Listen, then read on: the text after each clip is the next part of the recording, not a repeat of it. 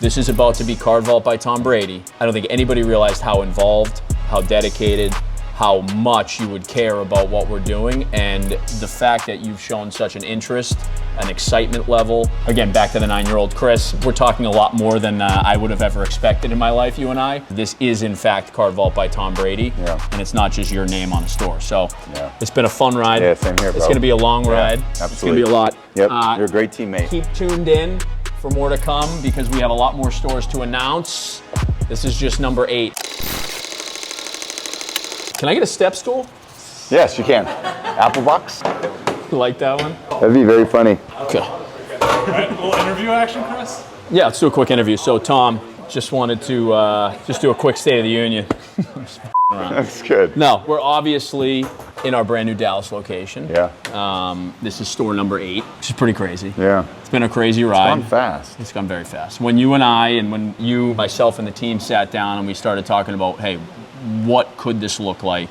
How fast can we move? We said a store a month. Pretty much kept to that promise. So just kind of as you've seen things unfold, and you've obviously been, kind of in the trenches with us, but I'm curious, and I think a lot of people are curious, your opinion. A lot of people get my opinion. What's your perspective on where we're going and where you're seeing the hobby? I think we just continue to build momentum. Yeah. It's like the snowball's going faster down the hill and gaining more and more traction. I think the innovation in the product lines have, I think, brought a newfound awareness, glamour to this incredible hobby that I've been involved in since I was a kid. Yeah. There's more and more excitement at every location, and what I've seen is just fans of the hobby being at the national, and just seeing how we innovate, and where it continues to grow. One of the things that we're now experiencing since you've come into the fold and become part of this team is the Friends of Tom factor. So many people want to kind of participate in this, we'll call it orbit, in the orbit that we're in. We have incredible names showing up at our stores and showing support. And I don't know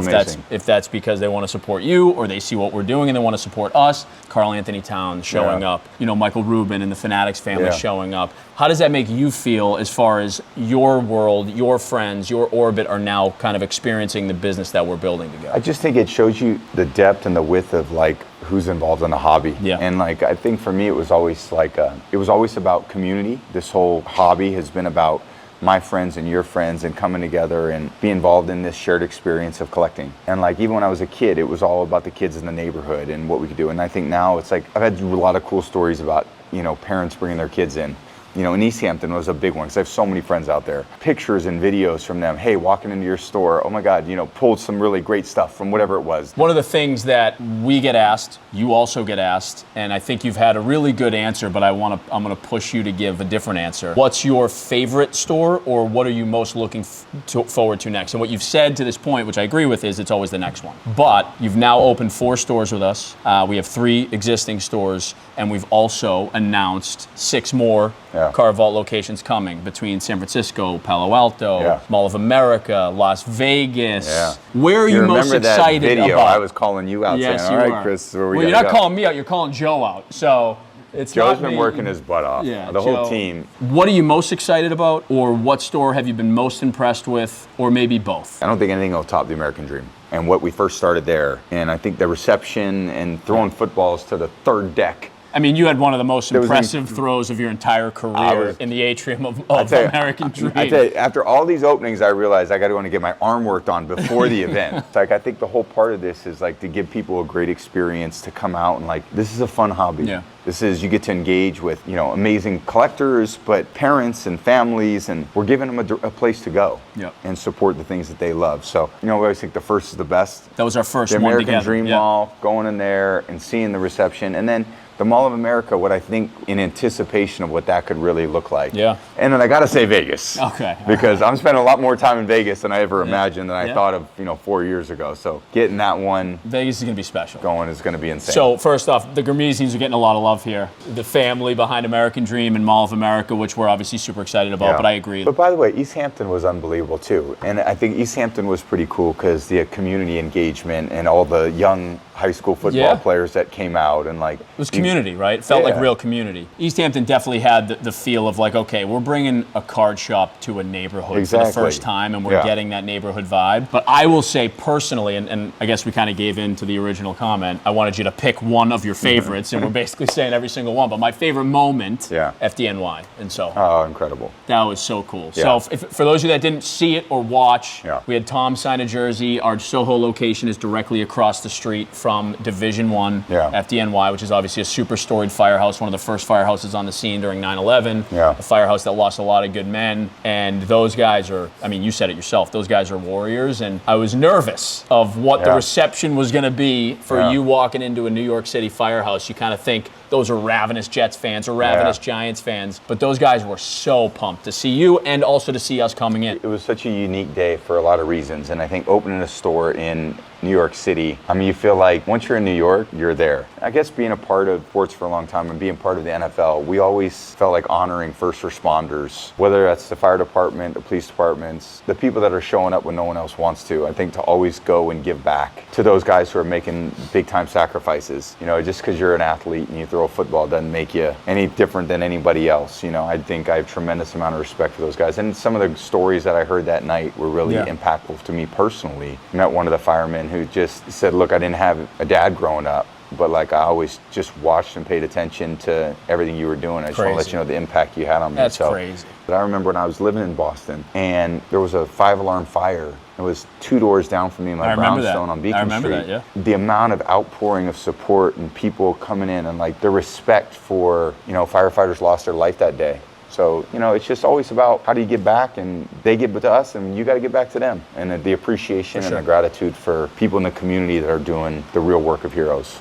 Love it. I've now gotten to know you over the last 6 months to a year, and I also grew up watching you. So I've had this really bizarre experience of growing up a Patriots fan, watching you win 6 Super Bowls in New England and in the 7th in Tampa. But then getting to know you personally. And I've watched you unveil a statue of yourself. I've watched you become one of the top broadcasters in the country. How surreal is it for you, because you've been on this trajectory for 20, 30 years almost now in your career, the amount of success you're finding post-career. Have you ever taken a second to step back and just kind of be like, okay, this is crazy? Like a statue at Gillette Stadium. I know. Right? Yeah, there's a lot of, I think, perspective that comes into play when you're, you know, you see yourself in different moments of your life, and I only see myself from my eyes out, so I never really hear what's going on when I'm not paying attention or watching. But I just think having the right perspective in life, you know, is always been a grounding force for me. And I grew up in a family where we felt like a team. So I think when you go up that journey and it's like, I wanted to play high school football, and man, I did pretty well. My sisters were all good high school athletes, and I wanted to go to college. I found my way to Michigan and I did my best, and there was a lot of adversity and challenges, but then I go to New England and go to the Patriots, and it's like,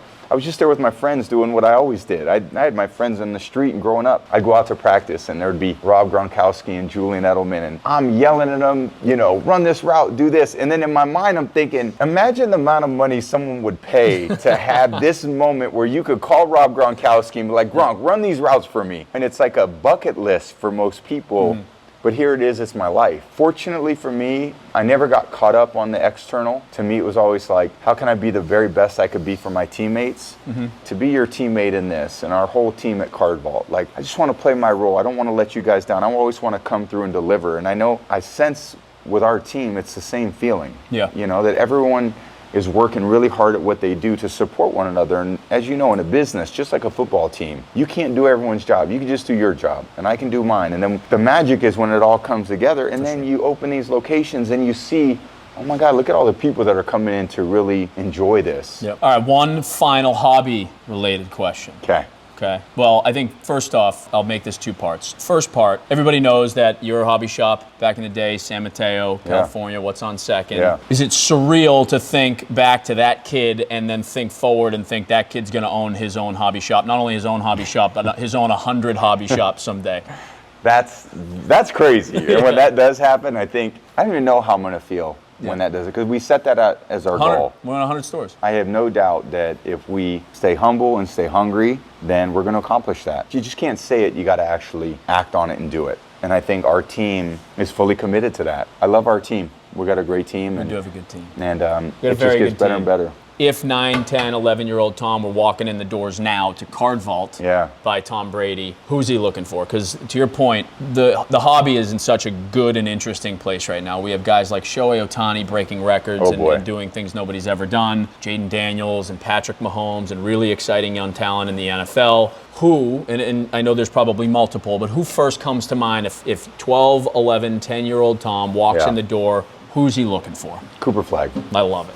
Cooper Flag. I had a feeling that was coming. And you know what's interesting is my son, Jack, is such a huge basketball fan. He's a good basketball player, yeah, and too. that's been his guy for so long. Yeah. And to have a chance to, he actually went down to Duke last year and saw him play when Cooper was a freshman there. Amazing. Cooper has been great to him. So he's someone that I'll be collecting a lot of his stuff over the years. Jack, we got to get you to the new Dallas store ahead of a Mavs game.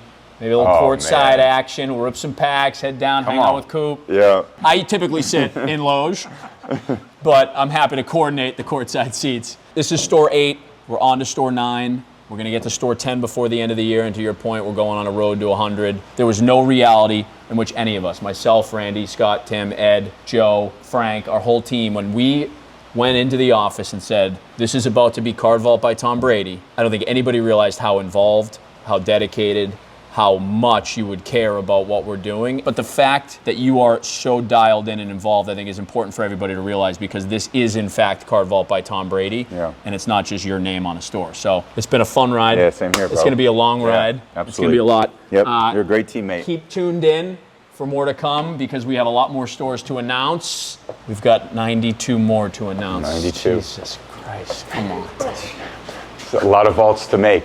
Good job, guys.